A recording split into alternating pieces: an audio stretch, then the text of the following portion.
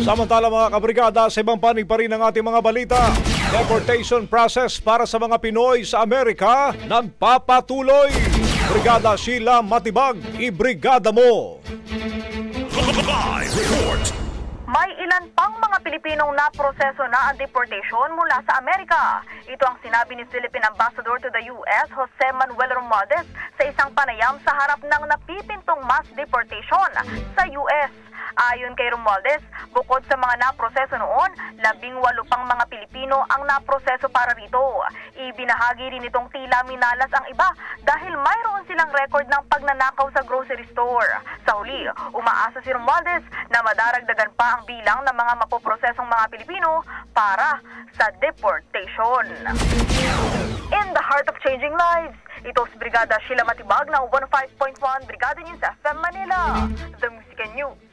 Umahataw, Brigada Balita Nationwide. Ang bahaging ito ay hatid sa atin ng Drive Max Coffee. Ligayang tuloy-tuloy.